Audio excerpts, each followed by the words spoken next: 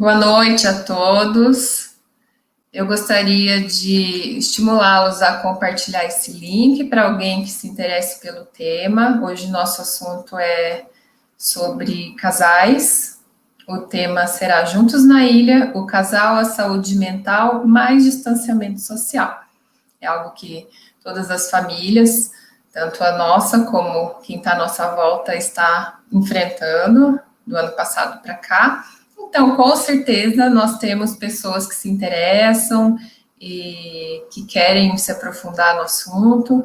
Então, compartilhe esse link, coloque em suas redes sociais, vai ser um tempo muito interessante. Eu sou a Carla Swenson Salles, eu sou especialista em terapia de casal e família pelo Chicago Center for Family Health, uma extensão da Universidade de Chicago. Sou mestre em educação pela UEL e formada em psicologia. Sou ligada ao Instituto da Família desde 1997, quando eu fiz minha pós-graduação em aconselhamento familiar, e atualmente eu sou coordenadora do curso de capacitação em neurociências relacional. Todas as segundas-feiras, a FTSA faz lives, e a terceira segunda-feira do mês é destinada ao Instituto da Família. Então, nós procuramos sempre trazer um profissional da área, que traga um tema relevante, que tenha ligação com o atual momento que nós estamos passando. E nessa segunda-feira, nós temos o privilégio de trazer o professor, psiquiatra e terapeuta de casal e família, Sérgio Roca. Nós vamos, então, trabalhar esse tema, né, Sérgio? Ele é terapeuta de casal, como eu falei, de família, médico, especialista em terapia psicodramática, especialista em alcoolismo e dependências químicas, pós-graduado em terapia familiar sistêmica, tem formação também em supervisão clínica em terapia de casal e família pelo Chicago Center for Family Health, Universidade de Chicago. O Sérgio atua em consultório particular desde 1982, foi presidente da Associação Paranaense de Terapia de Familiar na gestão de 1997 até 2000, e ele é docente convidado do Instituto da Família desde 1998. Está um bom tempo com a gente, né, Sérgio?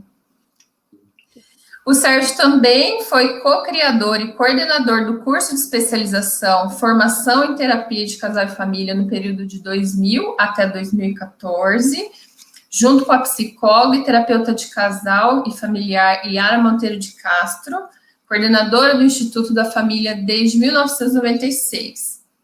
Nesse período de 14 anos, ele foi supervisor da prática familiar ao lado de Yara, que foi supervisora da prática de casal. Então, desde 2015, o Sérgio nos prestigia anualmente ministrando aulas sobre a família com adolescentes, casais em situação de separação e novos casamentos, e também sobre a temática o casal e a saúde mental. E outros temas também, né, Sérgio, que você já esteve com a gente ministrando. Então, hoje a nossa programação será de, em média, 1h30. Conversaremos e teremos um bate-papo bem descontraído. Neste tempo, também teremos momentos destinados a perguntas do público que nos assiste. Então, caso você esteja nos acompanhando e tenha interesse, vontade de fazer alguma pergunta, anote que nós teremos no momento final para fazer essas colocações e termos uma interação com o Sérgio, que é o nosso convidado. No final, o professor fará, então, as suas considerações. Então, seja bem-vindo, Sérgio. Muito obrigada por ter aceitado o nosso convite, por estar com a gente essa noite. É um privilégio nosso ter você com a gente. E, então, você tem mais alguma coisa para acrescentar? Eu esqueci alguma coisa sobre sua formação? Não. Tá bom. Então, seja muito bem-vindo. E você está com a palavra agora para dar início ao nosso evento de hoje. Obrigado. Boa noite. Bom, quando eu escolhia esse nome, Juntos na Ilha, né, para ser um resumo do que se conversar hoje, eu tinha assistido um dia antes, um vídeo da BBC sobre casais na pandemia. Bom, não tem muita coisa, né, assim que a gente tem de lazer, e outra coisa que eu também acabei vendo foi um documentário sobre ilhas, arquipélagos, e de repente na minha cabeça juntou tudo. E quando eu pensei numa ilha, se você for ver a definição dela, né, é uma porção de terra cercada de água por todos os lados. E ela fica longe, ela fica isolada do continente. E é mais ou menos assim que a gente fica, né, quando se leva o isolamento social mais regradamente, né, nós ficamos um pouco fora do continente. Estamos no continente, mas estamos um pouco fora. Na ilha tem tempo bom, né? Na ilha tem dias de sol, na ilha tem dias de chuva, tem dias de chuva e ventania, tem dias só de ventania. Na ilha tem momentos de tempestade, né? Na ilha tem momentos que tem tubarão no mar, né? Quando a gente fala em ilha, tem vários outros sentidos, né? Porque a gente está ligado a um monte de movimentos externos e internos, embora tenha uma mesmice de estar na ilha. Aliás, seria interessante se puder colocar o videozinho que eu vi, que eu pedi. I found out during lockdown that my husband has a girlfriend.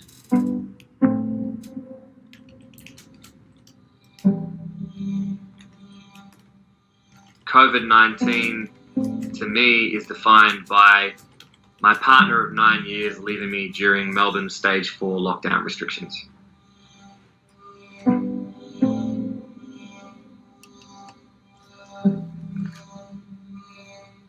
E a pandemia não poupou em nada, assim.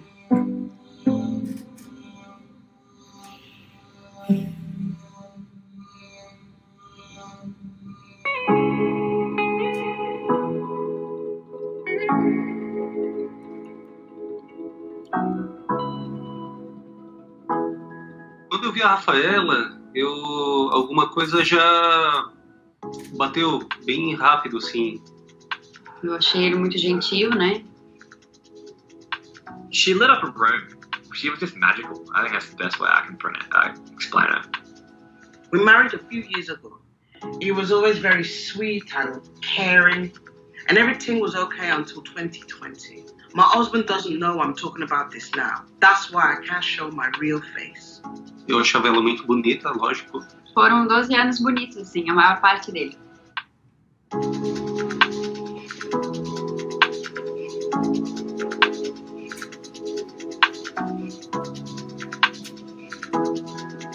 Lots of therapists are reporting a real demand for couples therapy and relationship therapy at the moment. Our work lives are under pressure, our family lives are under pressure, and we're just trying to hold it all together. One of the biggest things that couples are describing is just kind of not getting on, or higher levels of conflict. There's also, on the intimacy side of things, a real impact on desire and couples finding space and time to be together intimately.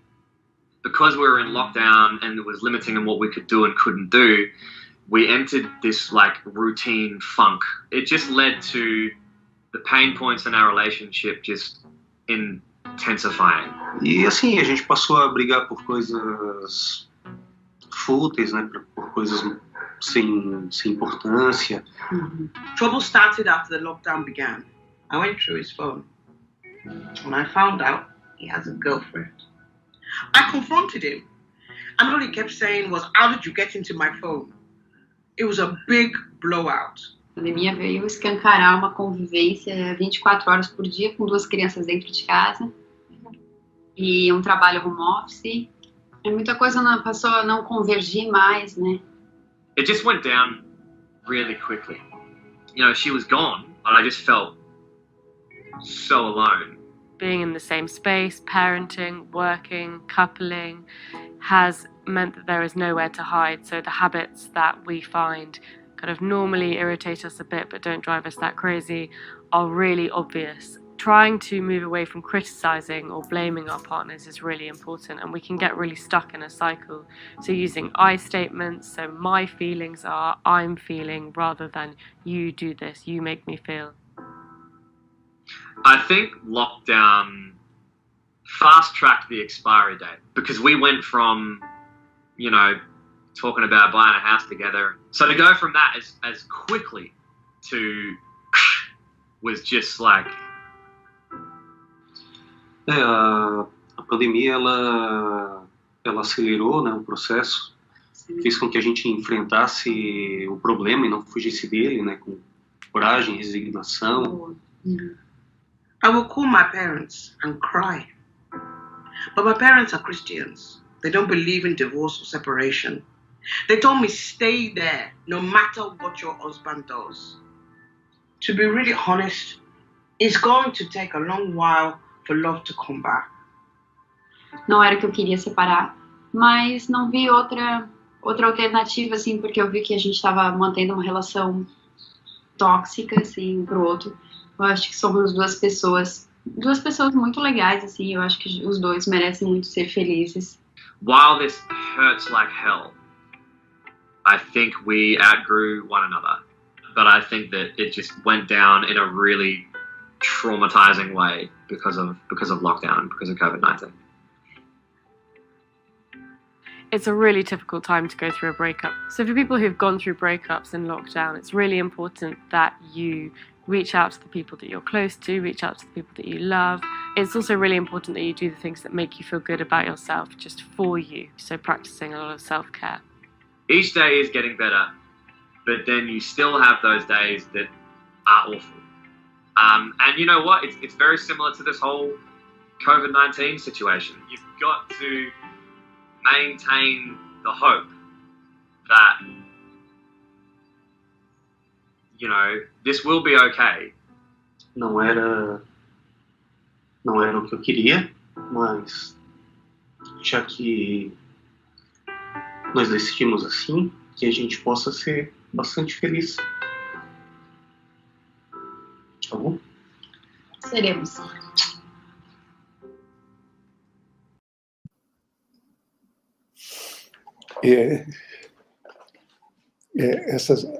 Esses depoimentos vão trazendo aspectos das relações que vão sofrendo mudanças, né?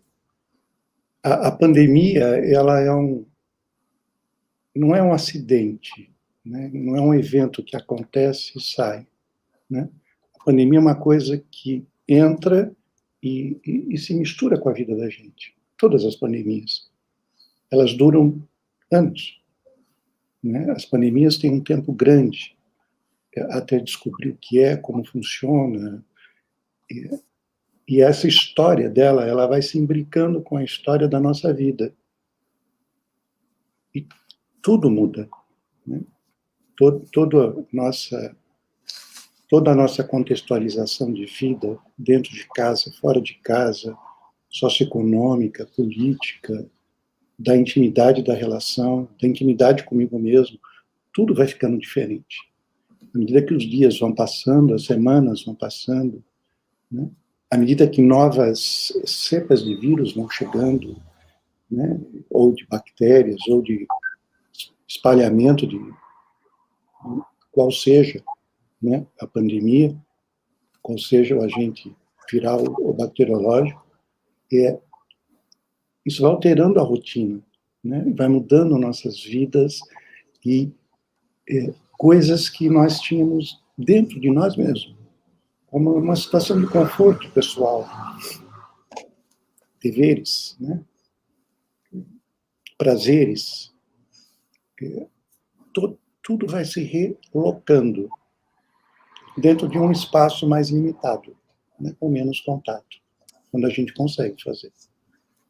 Aí, quando você recebe, né, eu trabalho em Curitiba, e em Curitiba agora está em lockdown há uns 2 dias, 3 dias. E você sente isso no ar quando escurece. É uma sensação de que fica tudo parado, né? Diante das casas, quando você faz algum deslocamento, você escuta alguns barulhos, assim, mas é bem mais silencioso. A vida vai ficando diferente no todo, fica no ar. É uma coisa que você sente no ar. Esse ar a gente respira, ele entra em casa. Não tem como, não é só no noticiário. né? Tem um impacto que vai se misturando ao nosso dia a dia. A gente já passou por algumas pandemias na história. Se a gente for lembrar de lá de trás, uma das primeiras, acho que foi a varíola, né? Eu achei uma imagem de uma proteção antiga, né? A varíola matou 300 milhões de seres humanos. Teve pandemia da varíola em Roma, teve período de infecção em Roma, teve um período de infecção no Japão, teve um período de infecção na Europa, anos 170 depois de Cristo, 700 na China, no Japão, depois mais adiante também teve. Então, ela voltou e se espalhou. E as pessoas, naquela época, não tinham, né, um pouquinho de conhecimento do que a gente tem, né? Era menos que um pouquinho. Também deve ter afetado muito a vida das pessoas. Eu não tenho ideia de como é que foi viver naquele tempo, né? Uma pessoa andar com uma roupa dessa. Mais para frente, a gente teve também uma outra grande pandemia no começo do século passado, que foi a gripe espanhola, né? A gripe espanhola, ela levou mais ou menos 70 milhões. E ela foi no começo do século, e ela também... Aí a gente já começou a ter um pouco mais de tecnologia em termos de saúde, né? Confrontos, brigas, medos, crenças, né? Lutas, se usa, se ou não, vacinas, né? O que vai acontecer com os vacinados. Também foi um período difícil, né?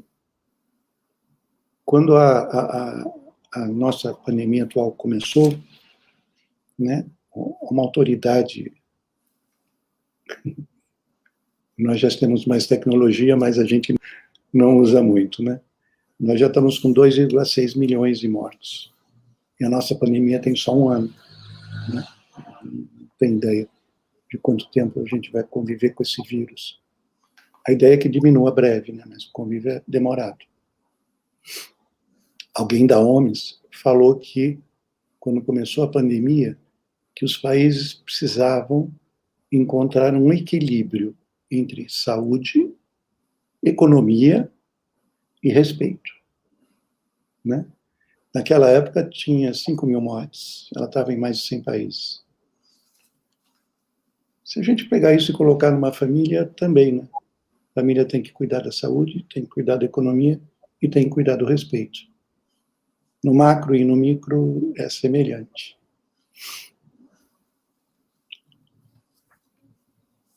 Se eu começar a falar, eu vou falar mais coisas. Tem alguma pergunta que vocês queiram, algum comentário que vocês queiram fazer? Sérgio, quando a gente foi levantar esse tema, você sugeriu falar sobre casais e sobre o momento atual que a gente está passando, em função da sua prática clínica, porque você tem visto no consultório o aumento de casos de procura de casais, né? Você percebe na sua prática algo parecido com o que você mostrou no vídeo? Sim. Eu atendo um casal de namorados. Uhum. Eles moram ambos com suas famílias. Uhum. E os dois falam que a relação deles está muito monótona. Que eles saem para namorar ou na casa da família dela ou na casa da família dele, que eles ficam vendo vídeos, que a vida fica mais limitada, que não dá para sair com os amigos, eles têm uma condição de vida que podiam circular, fazer um monte de coisa, viajar, eles praticamente não viajam, ambos têm parentes mais idosos, alguns já pegaram Covid, e eles se sentem responsáveis, então tem que ficar cuidando, aí um cuida do outro, aí ela começa a achar que ele joga joguinho demais, daí ele começa a achar que ela pega no pé dele demais. E eles são namorados e eles moram separados. Mudou, né? Todo esse contexto, toda essa limitação que a pandemia vem trazendo, mudou. né? Uma outra situação que também eu me lembro agora, parecida com o primeiro relato da pessoa da África, né? Ela também descobriu que o marido tinha uma relação, né? Aliás, quem descobriu foi a filha. Nossa. Né? E aí ele descobriu através do celular, que, né, as telas ficam mais expostas, né? Todo mundo passa, olha, mexe, né? Também isso mudou com a pandemia. Tem mais tela em casa e fica tudo mais à mostra, né? Então, descobriu, e daí começou uma procura, e como é que era, como é que não era, o que era, e daí ela começou a levantar e começou a descobrir que, acho que o marido tinha quase uma outra identidade, ela está casada há uns 20 e tantos anos, então, nem sabe o que vai fazer. Abriu o baú. Abriu o baú. Então, tem coisas que a proximidade, né, quando você tem uma história oficial e uma história oficiosa, né, essas duas histórias estão caminhando, né, mas não exatamente no mesmo sentido, quando elas se encontram, aquele momento é um momento de crise, de loucura. Né? Os grandes momentos de crise na história das famílias, se você for ver, é quando entra alguém ou sai alguém. Sim. Né? Casou, né? Juntou, veio morar junto, né? Mudou a configuração. Morreu, saiu, né? Adoeceu. Falando nessa entrada e saída de membros, você observa que a fase do ciclo vital tem alguma influência em como os casais têm lidado com o distanciamento social? Tem. Tem eu costumo falar que existe... todo casal tem um CPD, né? E esses CPD são áreas. Conforto, deveres e... conforto, deveres e prazeres. A gente tem a nossa área de conforto em casa. É aquele momento que eu chego em casa e fico comigo. Que eu estou em casa, fiz um monte de coisas e eu fico comigo.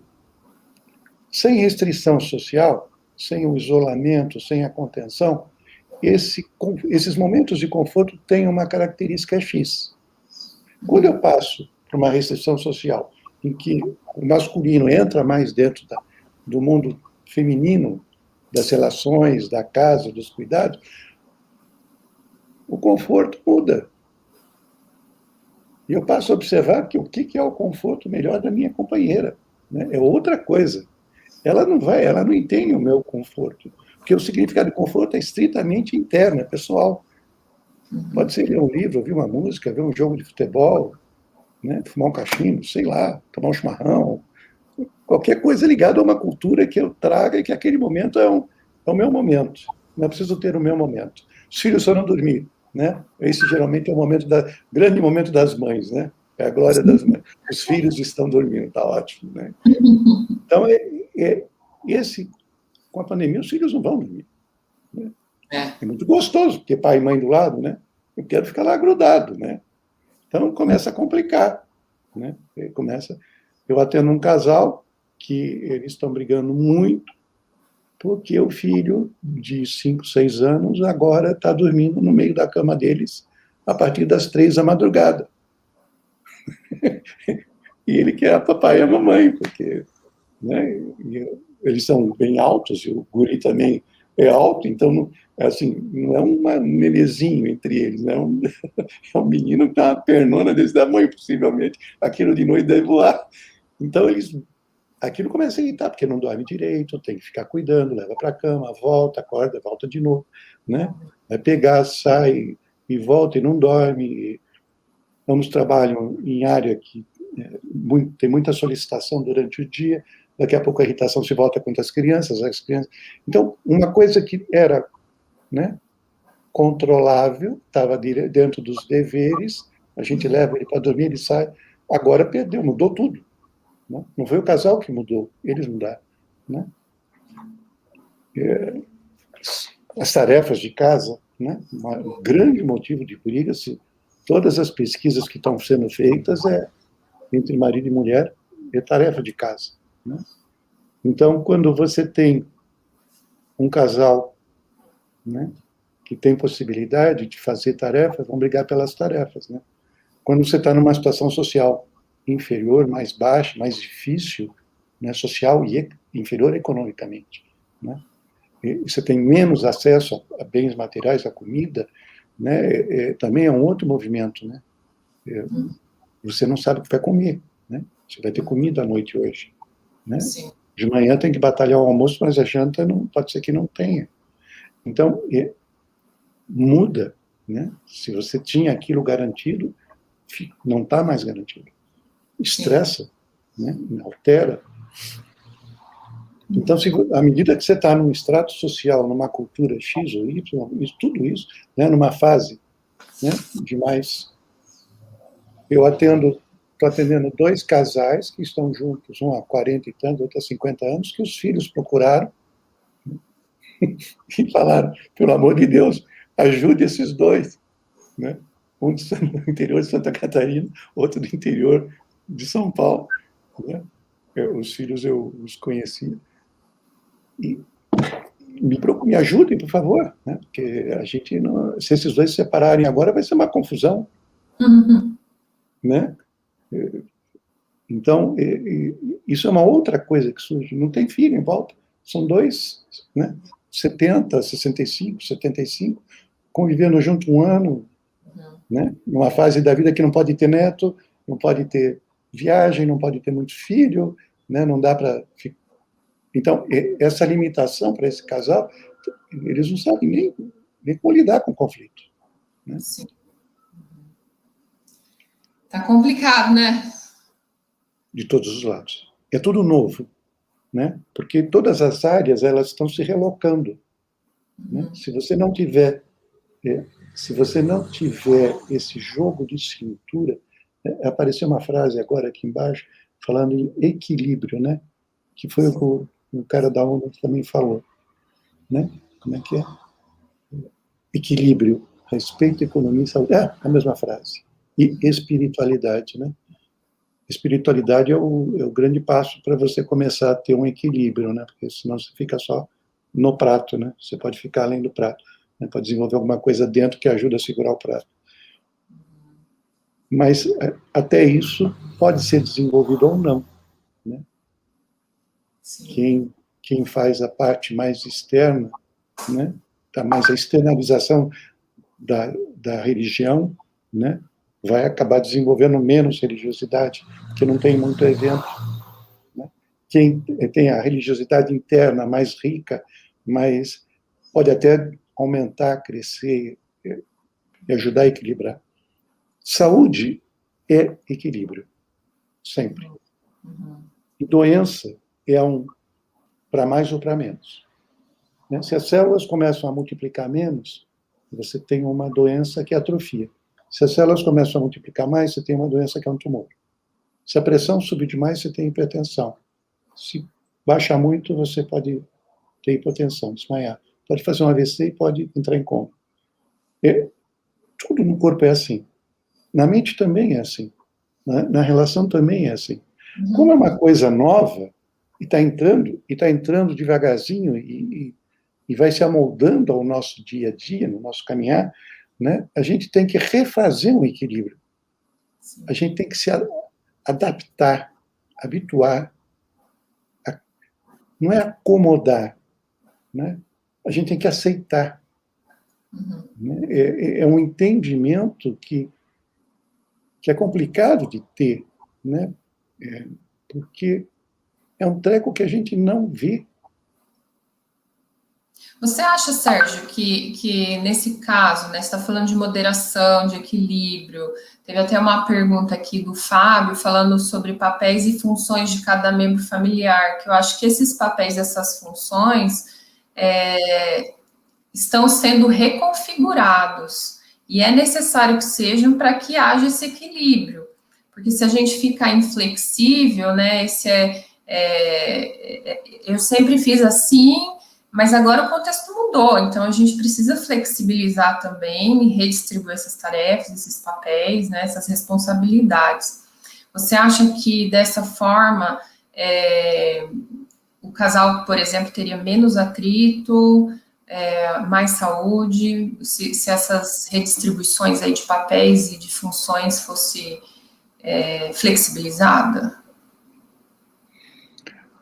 Olha, se é um casal que está começando a construir uma rotina, né, um casal que tem alguns anos, um casal que está começando uma história, é mais fácil flexibilizar essa rotina.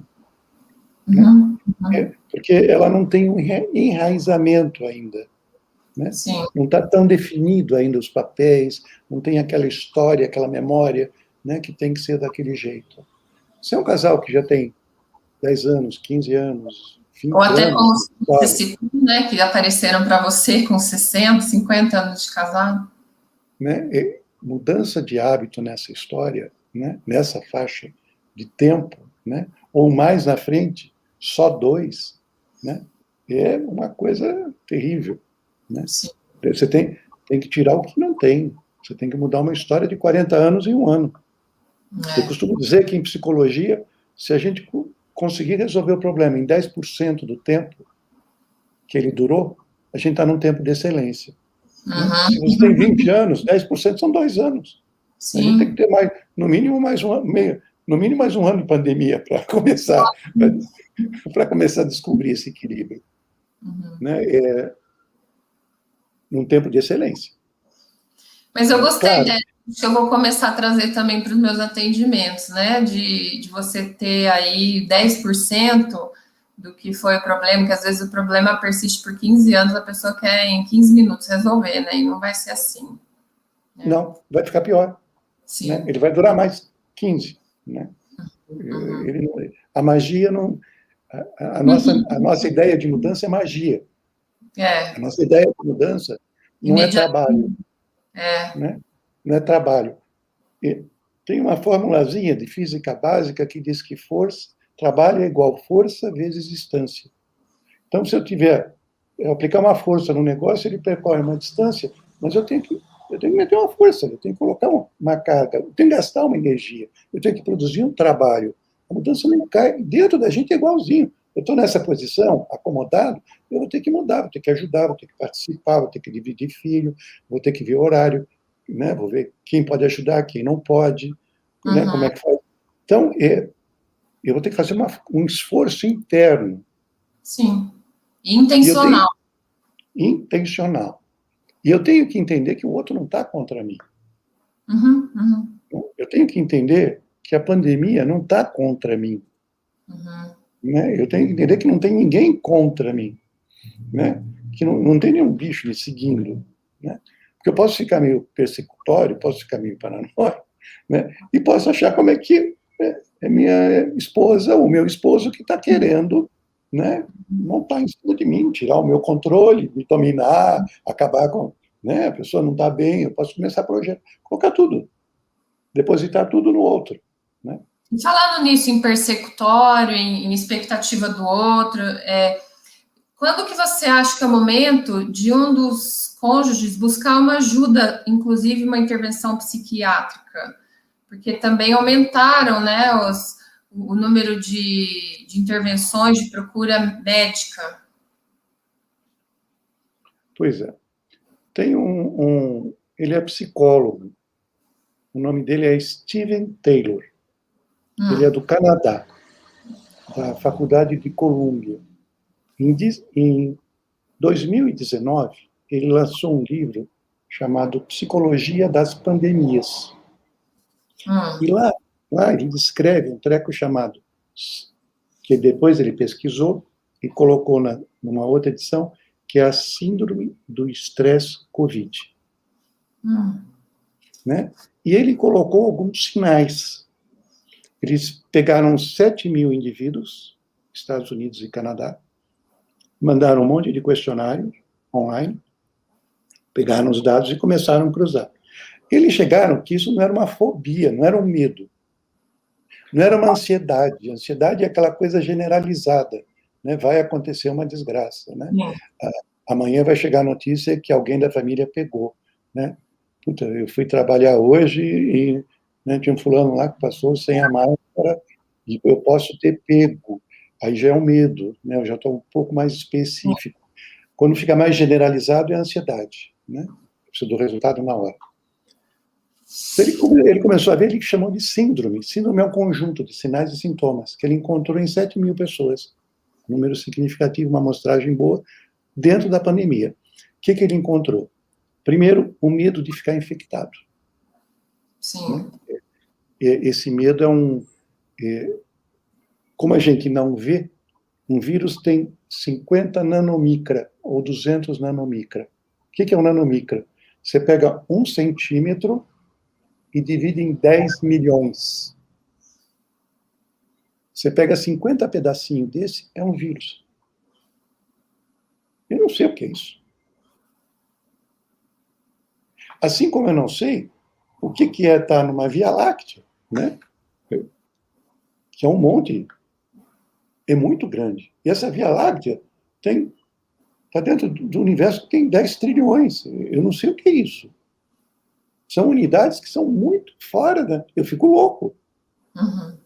Minha cabeça não tem essa regra. Eu não nasci com essa regra. Não cabe na minha cabeça, não cabe no meu olho, não cabe no meu tato, não cabe no meu sentido. É uma imensidão e uma pequenez. Uhum. E é muito fácil, dentro desse contexto, eu começar a achar que tem alguma coisa, né, que vai me pegar.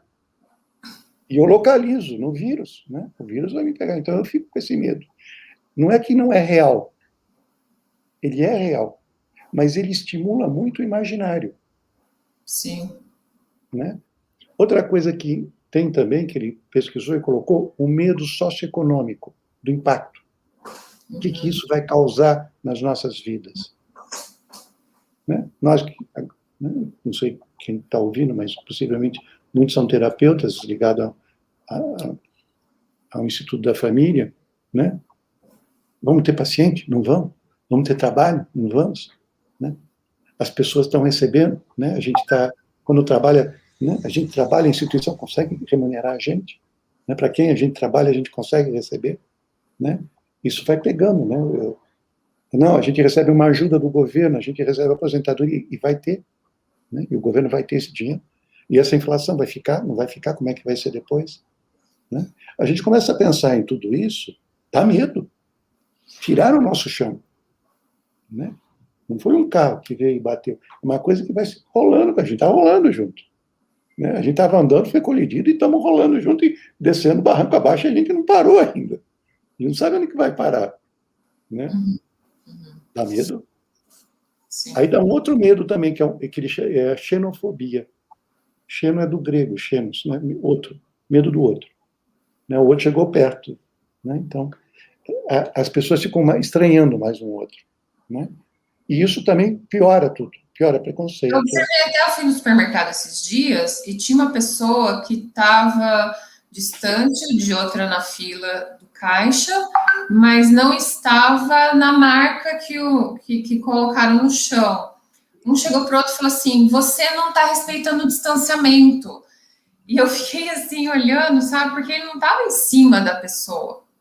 Mas realmente tem isso, né? De, tá muito perto de mim, vai me contagiar, vai me transmitir alguma coisa. Uma coisa que eu tenho encontrado muito hoje em dia é assim, famílias que têm jovens entre 17, 18, 19, 20, até 22 anos. Final de adolescência e início da fase adulta. Bom, depois de um mês em casa, ele ou ela vira para os pais e fala, eu vou sair, vou para uma festa. Né?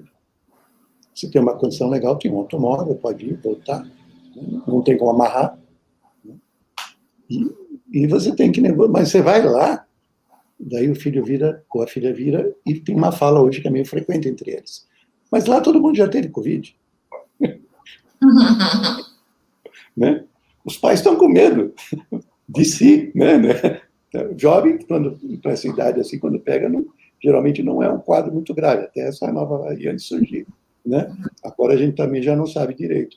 Mas a gente, né, começa a ficar uma coisa que né, o outro, né, ele vai num outro lugar. Que lugar é esse? E ele chega lá e tem 100, 150. Né? Ele não vai encontrar os 10 amigos dele. Alguns levam 10 para casa, né? Se reúnem, brincam, né? Fazem o que dá para fazer, vão embora.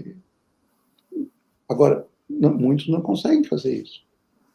E quem já mora numa coletividade onde as pessoas circulam mais, onde o espaço é menor, e tem um som ali do lado, né? Praticamente não tem nem comunicado, né? Se quiser procurar, vai lá, que está ali, né? Então, isso gera um medo. Né? O medo não é só de quem está na fila, o medo é de quem está em casa. Sim. Né? Uhum. Muita gente... Uma coisa interessante que você começou introduzindo na sua fala foi a questão desse título, né? Juntos na Ilha, Casal, Saúde Mental, Distância Social. Até eu estava conversando semana passada com a Carla Kramer e nós estávamos levantando a ambiguidade de estar numa ilha, que pode tanto ter a conotação que você colocou e pontuou positiva, de dias de sol agradáveis, como também de incertezas, de você estar perdido. Você pode tanto estar num resort, numa ilha, como estar num perigo. E pelo que você está dizendo, a Mônica também fez essa pergunta aqui para a gente, é difícil você transformar esse momento numa ilha paradisíaca, positiva, agradável, porque assim, estão aparecendo muitos conflitos entre casal, entre pais e filhos, como você acabou de relatar. Então, é possível que esse momento seja, de alguma forma, um momento de aprendizado e de conexão? Quando começou a pandemia, isso mas no planeta como um todo mesmo, não sempre todos, março, abril. Do ano passado. Ano passado, uma família que eu atendo que mora nos Estados Unidos e tem um monte de filhos, eles têm 4 filhos. Né? Ela é brasileira, ele é latino, e, enfim, estão juntos há bastante tempo. Eles haviam se mudado para uma outra cidade e a casa era nova e maior que a casa antiga. Uhum. E coincidiu, logo depois sair a pandemia.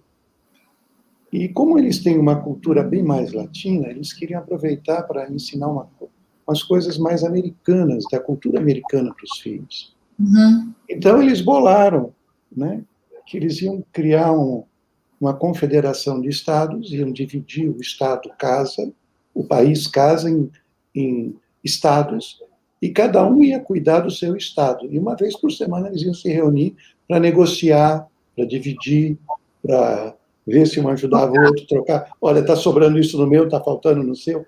Né? Uhum. Fazer um escambo ali, né? Fazer uma coisa, uma federação mais democrática. Né? E a brincadeira foi muito legal. E, segundo eles, tão legal que depois eles experimentaram outros regimes. Eles experimentaram monarquia, eles experimentaram país socialismo, né? Eles foram mostrando para os filhos como é que funcionava tudo isso. E virou uma grande brincadeira. São criativos. Eles passaram meses brincando.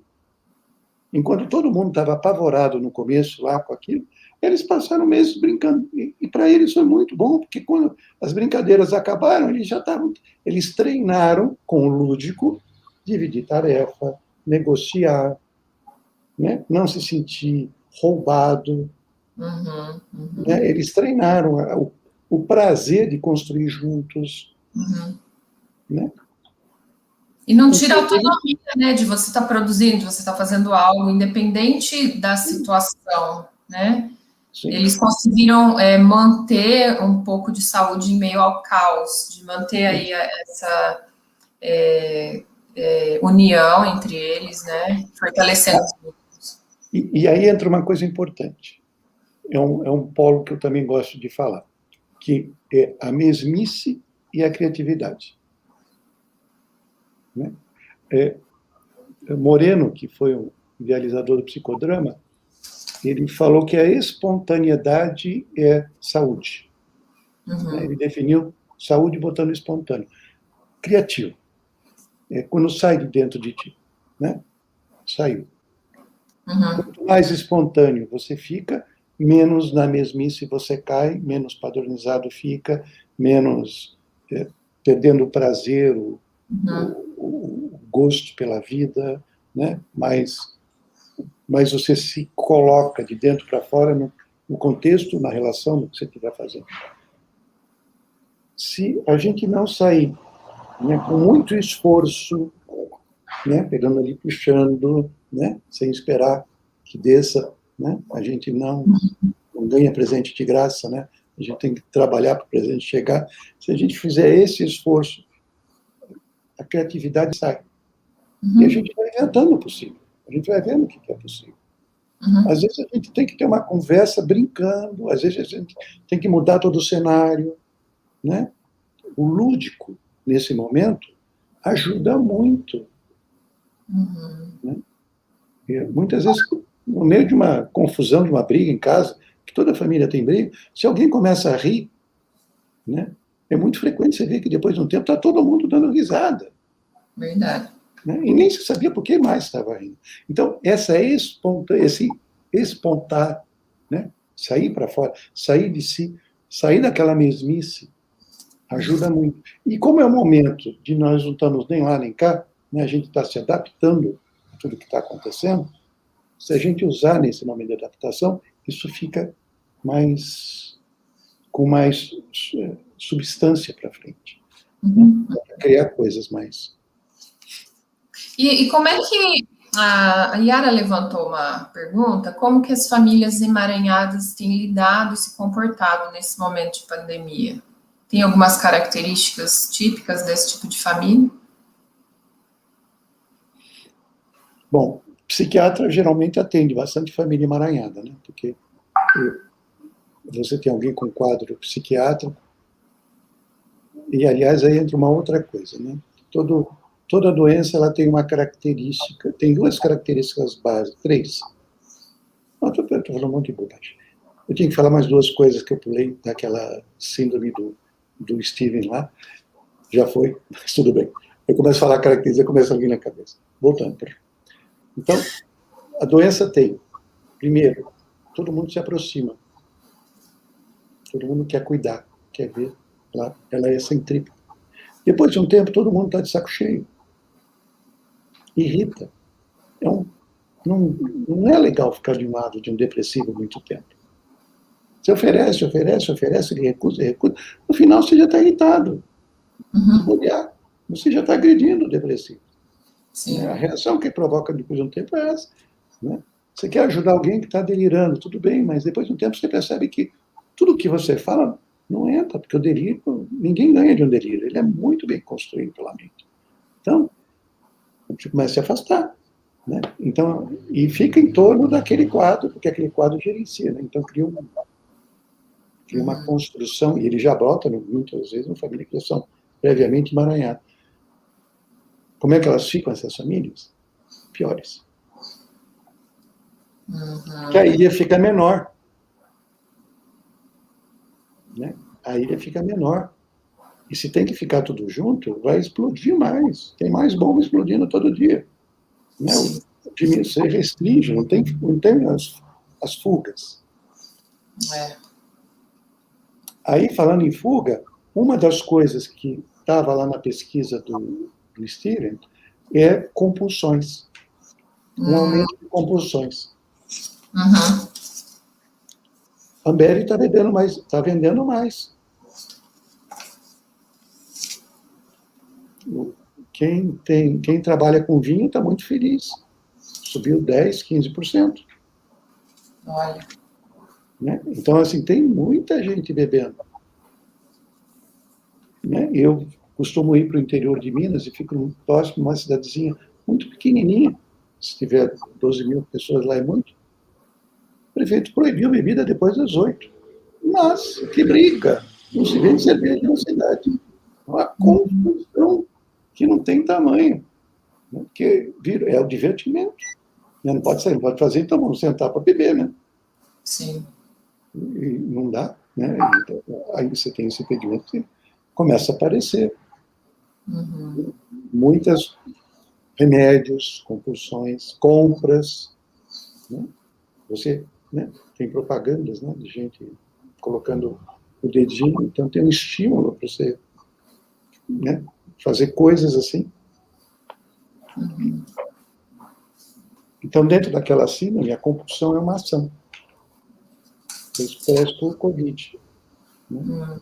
Medos, né, o medo do vírus, o medo dos outros, né, o medo da situação socioeconômica, a compulsão, e ele colocou ainda o estresse pós-traumático, de você ficar lembrando cenas. Né? Você viu, acompanhou alguém, viu muita reportagem, né? Você não estava lá, mas você viu. Uhum. Né?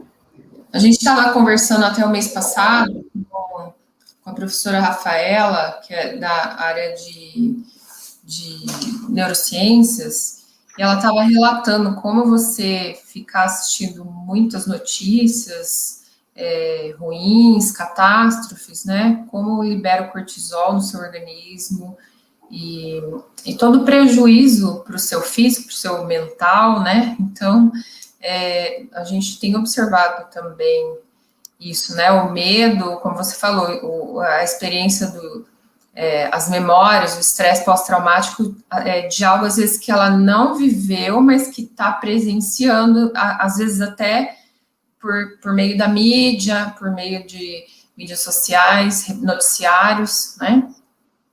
Como a gente falou, ninguém está negando a realidade. Você mas falando agora, desculpa te cortar. Pode falar. Já cortando. Você falando agora, eu lembrei que outro dia eu vi no jornal local a entrevista do coordenador, acho que era do Hospital do Trabalhador em Curitiba.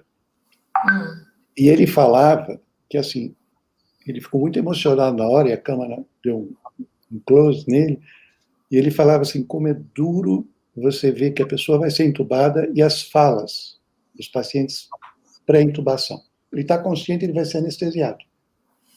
Aí ele escuta, diz para minha mulher que eu amo ela. Olha, diz que eu vou voltar. Doutor, não deixa eu morrer, não. E a hora que o cara começou a falar aquilo, ele ficou emocionado. Estava eu e minha esposa, nós dois ficamos emocionados. Aí aquilo passou no Jornal Nacional à noite.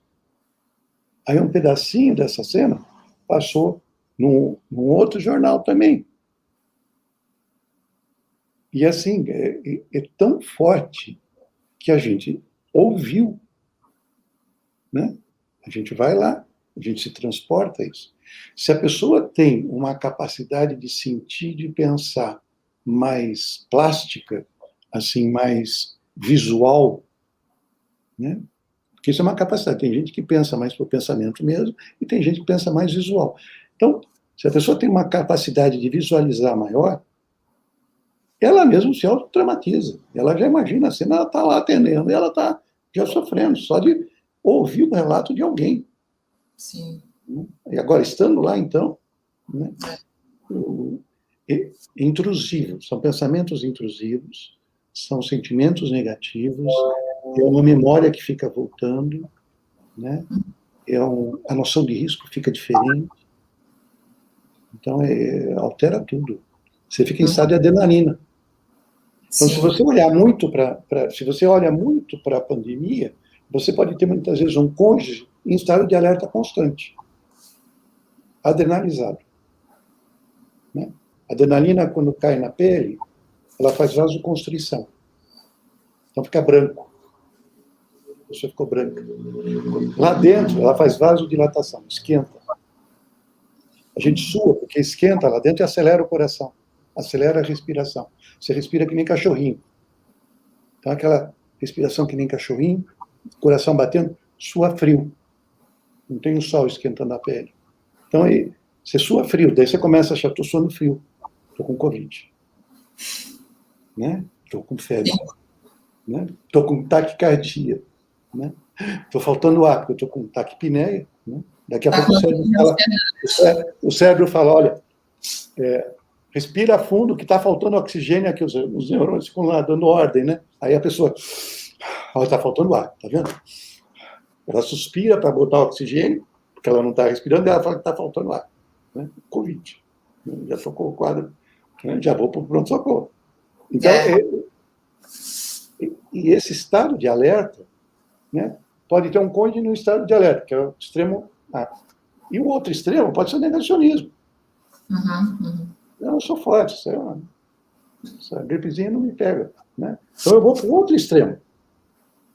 Né? É o outro lado da história. Esse negócio não vai me pegar, eu sou forte. Então, às vezes você tem os dois juntos. Né? A mulher cuidando da casa, tudo certinho, o cara não aguenta, sai, vai para cima, vai para baixo, roda, não sei o quê. Né? E ele não vai pegar ela uma hora de medo. Daqui a pouco eles estão se matando. Né? Por não ter... E assim, é coisa básica. É destoar, não tem nada a ver com a relação do casal. É como cada um vê a pandemia. Né? É o estilo de olhar por uma coisa que é muito pequenininha e que a gente tem muitas crenças. Né? A cabeça da gente é... Os extrovertidos sofrem mais na ilha. A ilha limita mais os extrovertidos. Né? Os introvertidos curtem mais ficar na ilha. Né? Eles já estão mais acostumados a... Né? O extrovertido fica brigando com o tubarão ali, que não deixa ele pegar uma hora. Então, é diferente. E essa diferença de como cada um dos cônjuges vê, né, enxerga o mundo e a realidade, a pandemia, tem a ver com aquilo que você falou sobre a importância do equilíbrio entre saúde, economia e respeito?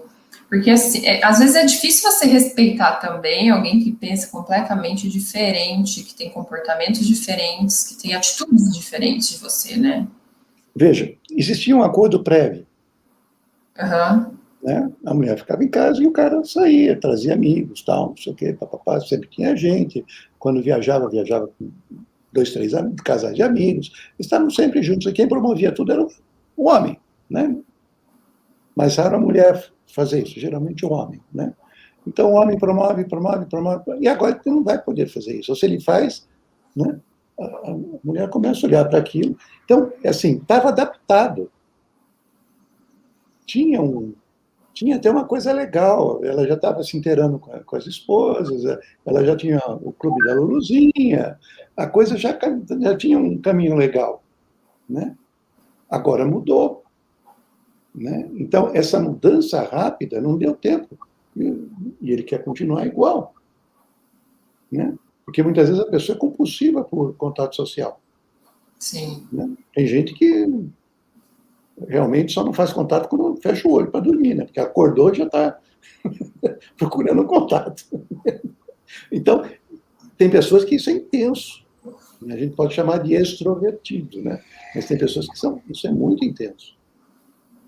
Aí, isso aparece mais acentuado na pandemia. Isso vai aparecer mais acentuado sem pandemia na terceira idade de um casal. Quando os filhos já saíram, só está o casal. Mas aí dá para ir levando. Agora, com toda uma mudança muito rápida, atropelou o processo. Né?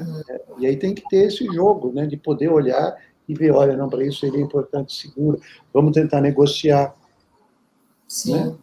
Eu atendo um casal que está na praia há uns 4 meses e se acertaram, porque ele era o da rua e ela era a da casa. Né? E na praia eles conseguiram fazer um acordo.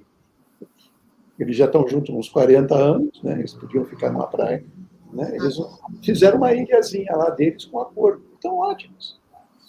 Ela falou, só volto para Curitiba quando esse negócio acabar, porque se eu voltar para a cidade, ele vai voltar a sair e o pau vai comer de novo. Então, a gente fica nesta ilha aqui, que aqui a gente consegue.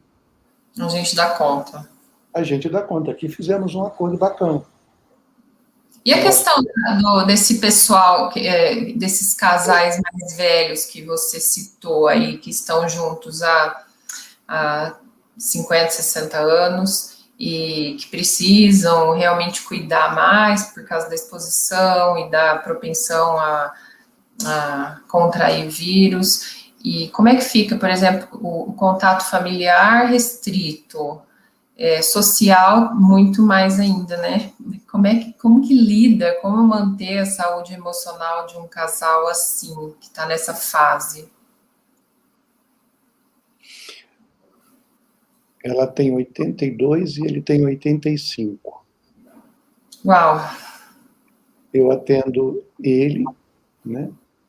A gente só conversa por WhatsApp, né? Que ele consegue mexer. Mas com vídeo ou sem? Com vídeo. Né? Ele põe, senta na cadeira, na sala, né? E ela está junto, andando. De repente ela passa atrás, ela vai fazer alguma coisa, ele volta. Então, assim, a consulta é dele, mas a vida deles é assim. Sim. São quase meio século de história construída desse jeito. Aí, quando ela passa atrás, eu falo, ô, senhora, tudo bom? Ela bem alto, ela para, ó, fala, ô, doutor, como é que tá? E aí, o que ele está falando para mim é verdade? Né? Como é que a senhora está achando, né? Não, doutor, não é não. A coisa que ele não contou, então senta aqui e me conta. Entra. E é melhor que uma consulta presencial. Uhum. Né? Eles não estão me trazendo uma história. Eu estou dentro da história. Uhum. A história é essa. Né? Eu não estou vendo um relato. Está acontecendo aquilo ali. Né? Então, é assim, é ao vivo e a coisa. É muito rico isso. E você vê que tem uma interação, tem um equilíbrio que foi construído. Mas foi construído. Agora, se tem um desequilíbrio, né, uma instabilidade, uma rivalidade construída, nesse momento os filhos se reúnem. Porque quando a gente começou a trabalhar com terapia de família, vinha muita criança, adolescente. Né? Eu estou no meu consultório. Quando eu estava atendendo presencialmente aqui, muitas vezes o mais novo na sala tinha 50. Eu ia fazer com os idosos em casa, antes da pandemia. Quando tinha 2 juntos, então, era um horror. Porque, além de tudo, eles têm uma cumplicidade em comum. Então, quando tem um só, né, que sobreviveu, né, o outro faleceu, é mais fácil. Agora, quando tem os 2, já aprendi que é mais complicado. Aí os filhos trazem os pais, né? Então, como é que a gente lida com eles? O que a gente pode fazer por eles? Até eles entenderem o que está acontecendo, é outra fase da vida. Com a pandemia, né, eles já vão direto, né, com muita rapidez. Deu conflito dentro, a gente separa. Vai para lá, vai para cá, acabou. Já. Mas é um separa que é... Meio que da boca para fora. Não é um separa, né? Uhum. Mas é que não tem mais nada para frente. Uhum. Adiante não tem mais. A pandemia... Né? Se a gente fica preocupado com adiante o nosso, quem está mais à frente vive de um outro jeito a pandemia. Né? Olhando para trás, está todo mundo bem, né? Que fica mais próximo. Se a gente tivesse mais vacinas, talvez fosse diferente.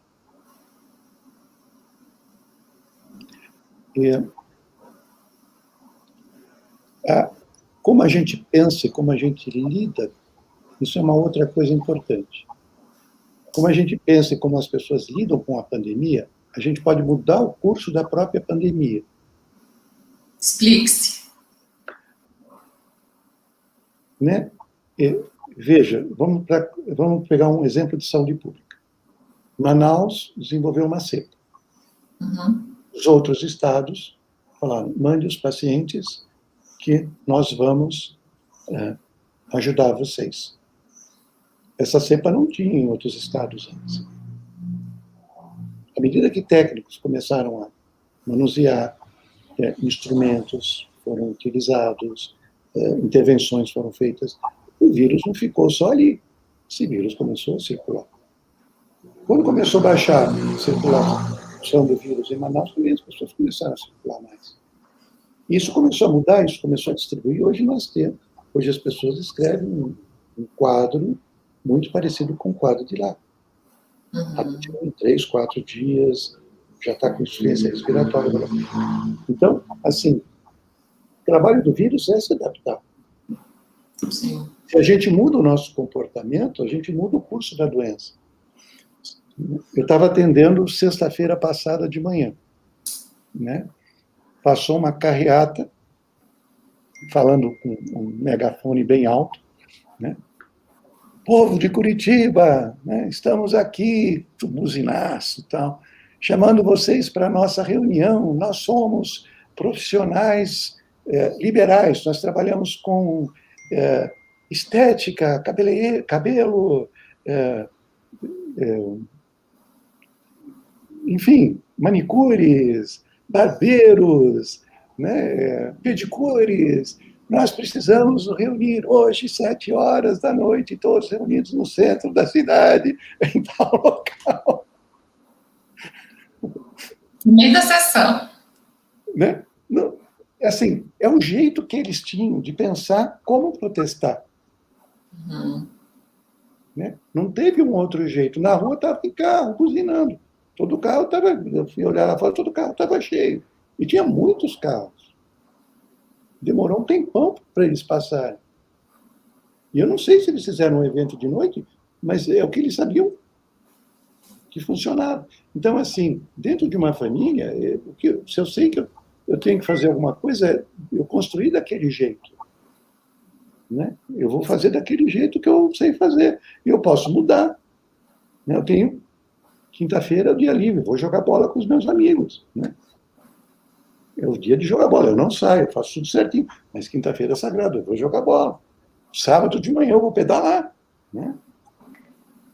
Porque tem de grupo, de time de futebol, de time de bike, time né, baralho, que todo mundo pegou, né?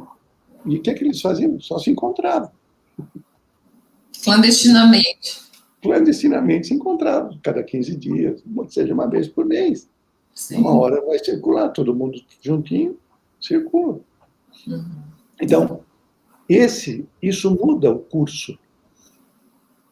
Eu espalho mais depressa. Eu coloco, e assim, eu não estou... Não é uma falta de informação. Não falta informação. No desenhinho ali, o jovem dava com a máscara, não é por falta, tem informação. Né? Mas é o meu momento. Né? É a hora do meu conforto.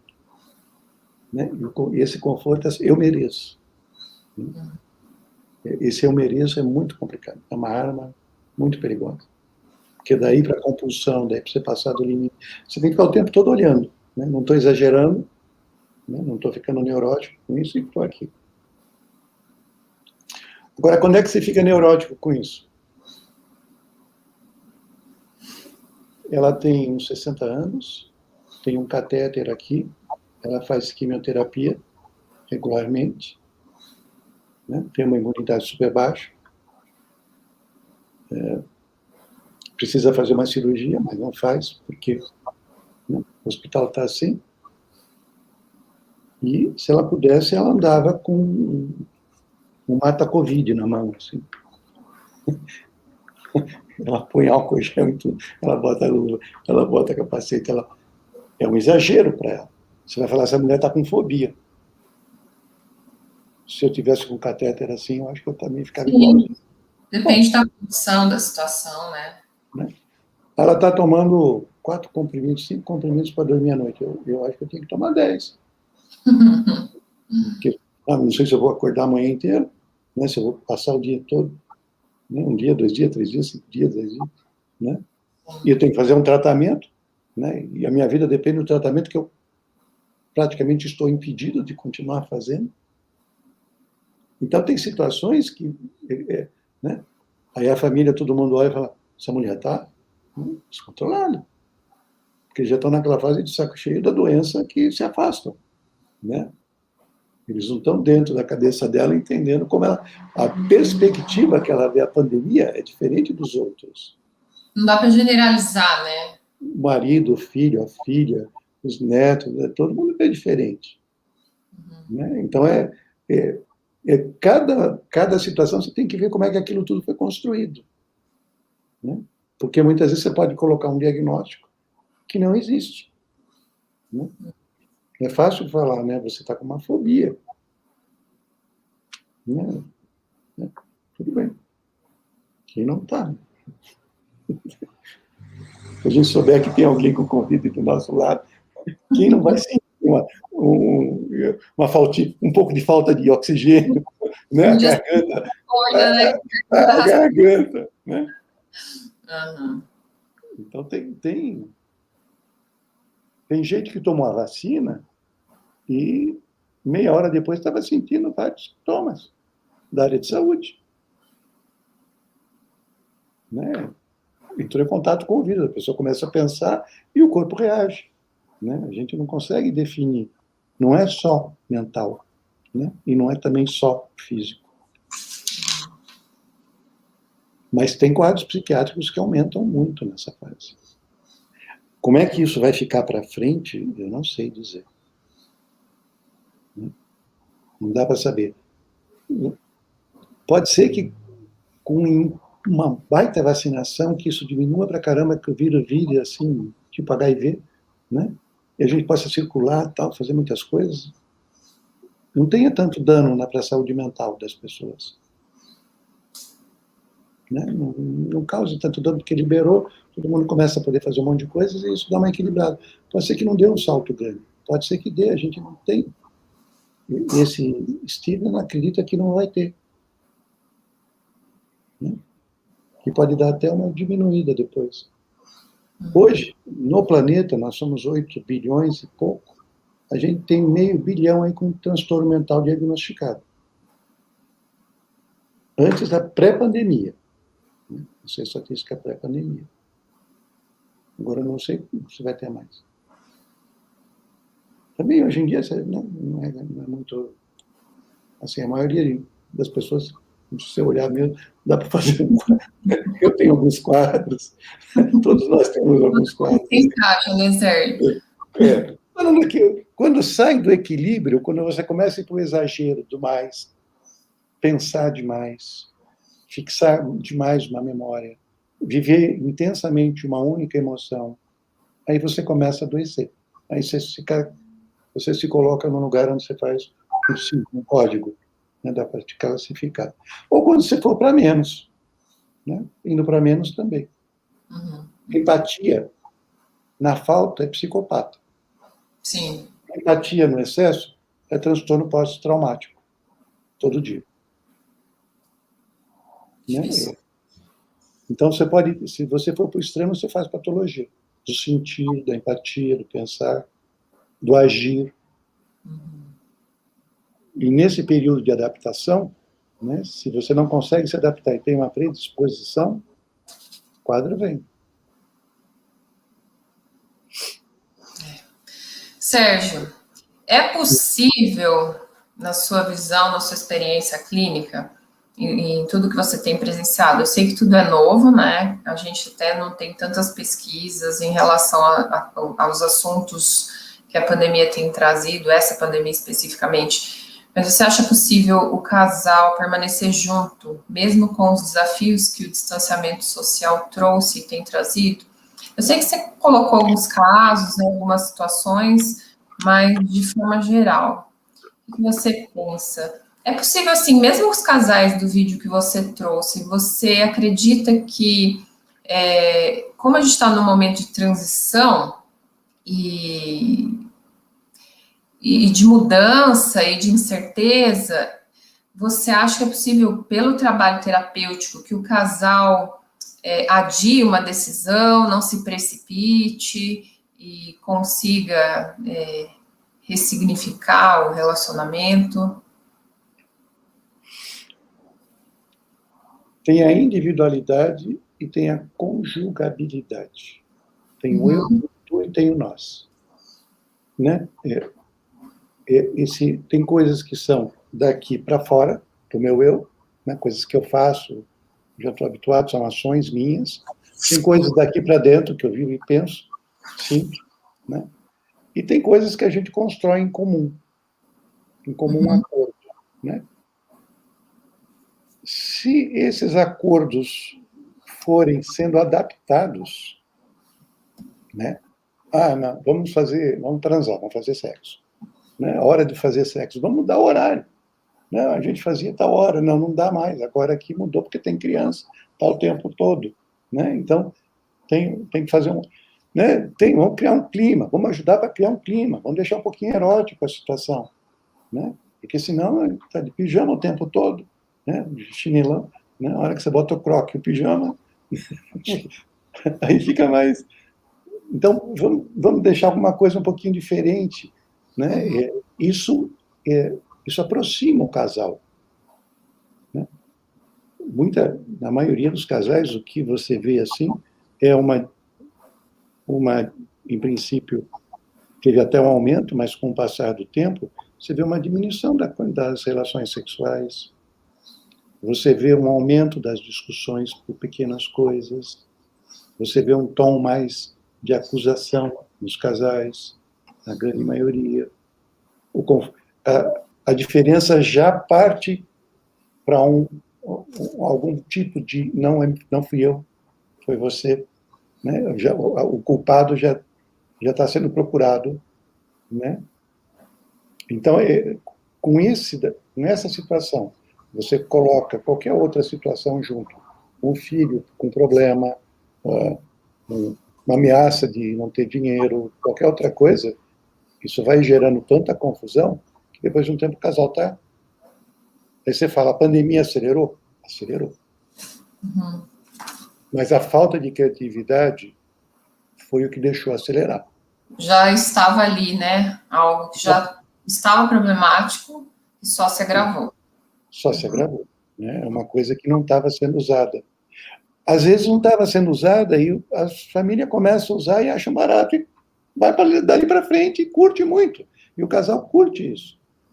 Uhum. Né? A Zenaide está colocando aqui que ela...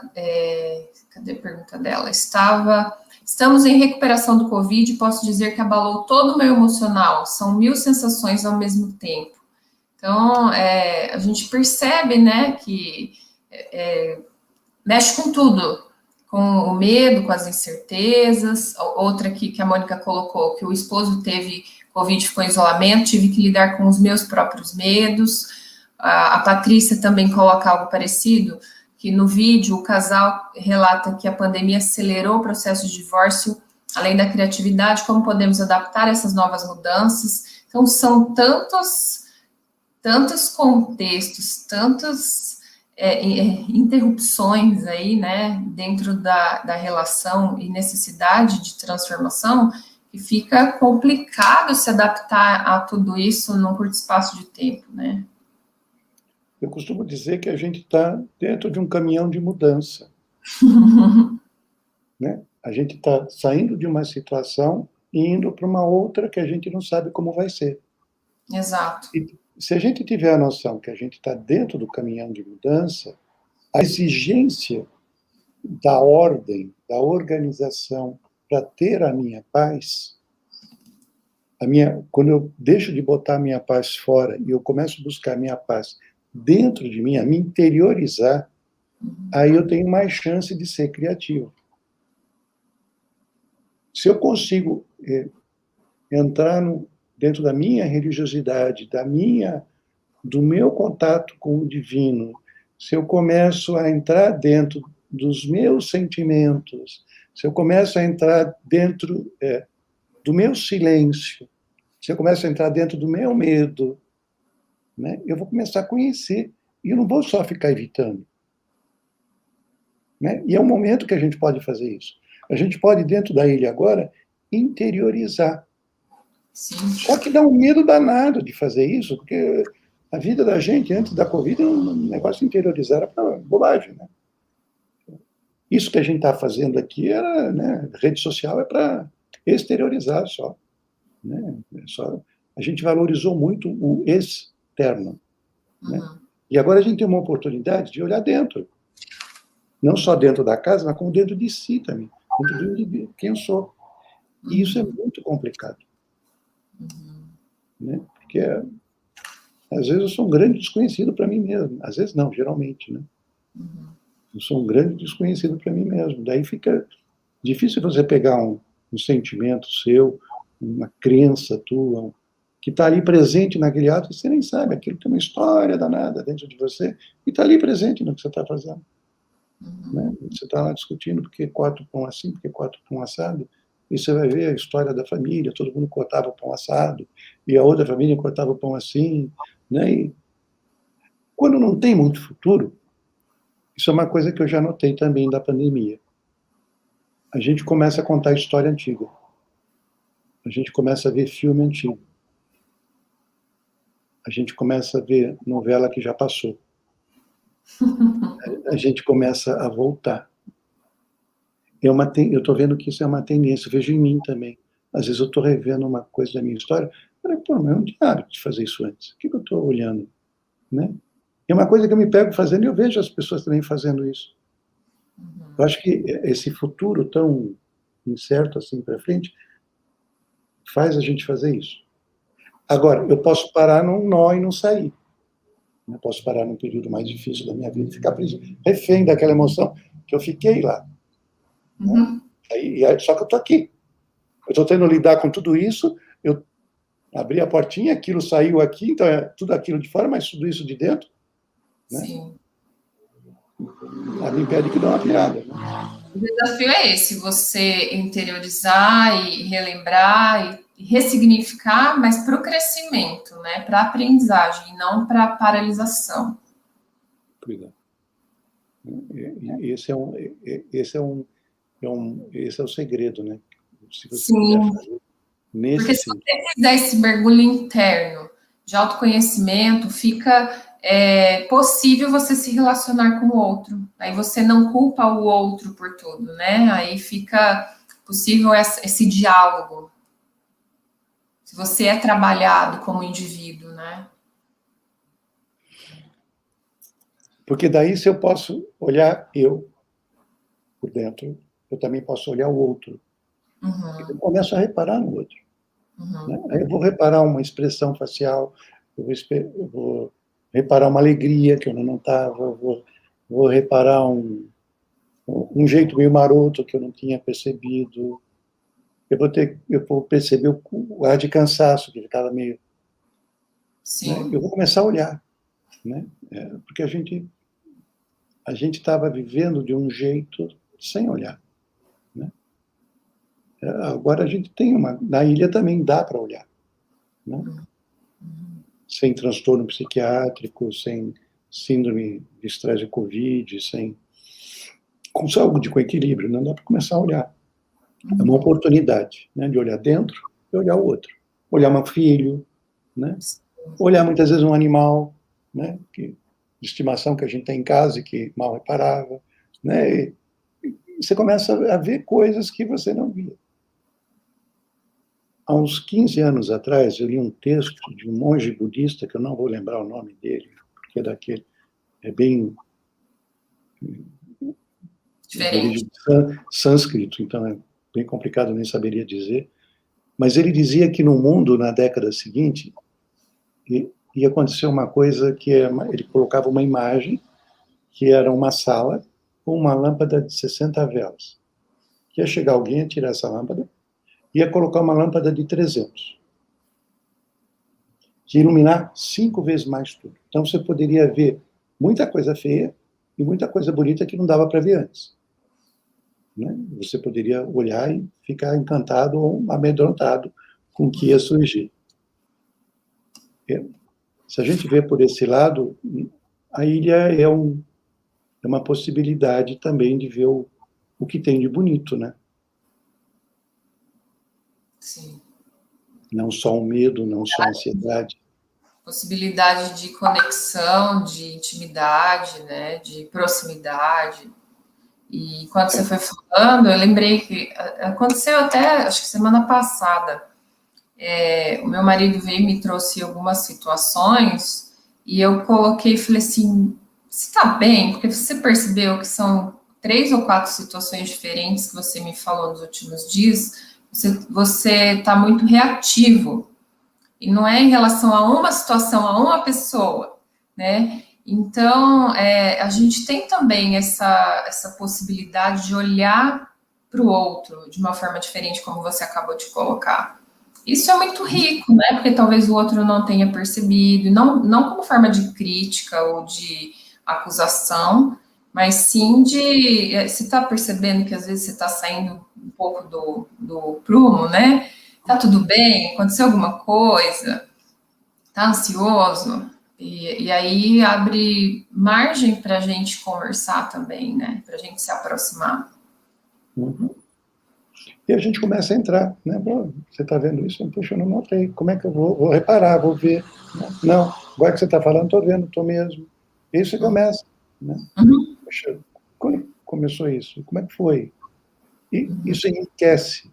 Isso é trazer um espontâneo. Você traz esponta, né, para fora, né? Você coloca para fora. Uhum. Que a Priscila acabou de colocar aqui, sair do automático e olhar com mais detalhes ao que está fora e dentro, e a gente tem essa percepção de olhar o outro. Nossa, se deixar a gente fica aqui até amanhã conversando, né, Sérgio? Muito legal, até inclusive nessa semana eu encontrei alguns dos seus ex-alunos, e você é muito querido por aqui. Todo mundo falou, não, eu vou assistir, faz tempo que eu não vejo o Sérgio, tô com saudade do Sérgio, quero ouvir ele falar. Todos, sem exceção, que eu conheço e que eu encontrei aqui em Londrina nos últimos dias, citaram você com muito carinho, com muita alegria por você estar participando desse evento com a gente. E foi um tempo muito rico e com participação, acho que foi um recorde nosso, teve participação de muita gente. E eu queria realmente que você fizesse um breve comentário. No começo você falou assim, ai, dá para ser 1 hora, você viu como passa rápido? Nós estamos 1h30 aqui, Sérgio. Você viu? Mesmo. Tá aqui marcado. Então, eu gostaria... 1h27. Você viu? A gente não queria passar, né? Mas é minha função aqui regular o tempo, por isso que eu tô... Obrigado, muito obrigado. Eu gostaria que você fizesse um comentário, uma consideração final para as pessoas que estão nos assistindo.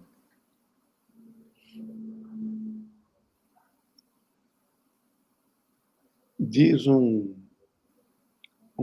famoso arquiteto que ajudou a fazer a cidade de Chicago, uma cidade muito bonita, cheia de prédios diferentes, criou uma arquitetura diferente. Dizia esse arquiteto que Deus fica nos detalhes. Tudo bem que ele estava falando da profissão dele também, né? Mas a gente tem que observar as coisinhas pequenas. Nelas que a gente retoma a nossa espontaneidade, nossa criatividade. Nessas coisas pequenas que a gente fica grande. Né? Se a gente começar a olhar muito para o grande, a gente fica pequeno. Então, já que a gente está na ilha, né, dá para ficar, e acendeu a luz, né, então dá para a gente ir olhando o que tem em volta. Coisa bonita, coisa feia. E olhando detalhes. Isso faz a diferença. Uhum. E podem dar mais saúde, né, mais equilíbrio. Uhum. Sérgio, eu agradeço demais seu tempo aqui com a gente. Como eu falei, a gente nem viu passar, foi muito produtivo o nosso bate-papo, com bastante interação das pessoas que estão nos assistindo. Então, agradeço também cada um aqui que participou, com as suas contribuições, comentários, perguntas. E eu gostaria de comunicar a todos que o Instituto da Família, FTSA, oferece cursos laicos na área de terapia de casal e família, neuropsicologia, neurociências relacional. Nós estamos com as inscrições abertas e esses cursos são oferecidos para graduados na área de saúde, humana e social. Então, a previsão do início das aulas é abril, e para saber mais sobre esses cursos que eu citei agora, acesse nosso site. O endereço do site está aparecendo aí na tela, nessa barrinha de baixo. E o nosso próximo encontro será, então, no dia 19 de abril. Coloque aí na agenda de vocês, para vocês participarem novamente com a gente. Este webinar, essa live, em formato de parte webinar, porque o Sérgio também fez uma apresentação, ficará salvo nos canais do YouTube, da FTSA e do Instituto da Família. Então, caso você conheça alguém, algum colega de turma que não pôde assistir, ou alguém que se interesse no tema, compartilhe, para que as pessoas tenham acesso, que vai ficar gravado e vai poder ser disponibilizado para os interessados. Então, eu gostaria de agradecer a todos pela participação, principalmente ao Sérgio. Muito obrigado. Eu não imaginei que o tempo corresse tão rápido. Você viu como passou, né, Sérgio? Então, sinal que rendeu aqui nosso bate-papo. E espero que você esteja com a gente novamente num outro evento, numa próxima live, num webinar, que a gente tem todos os meses. E sabemos que você, como eu falei, é muito querido aqui pelos nossos ex-alunos. E você é convidado, você já é da casa. Você sabe que tem as portas abertas aqui. E a gente agradece muito por você ter estado com a gente hoje. Então, boa noite a todos os nossos participantes e esperamos vocês no mês de abril com a nossa próxima live. Um grande abraço e uma boa noite, Sérgio. Até, gente. Obrigado.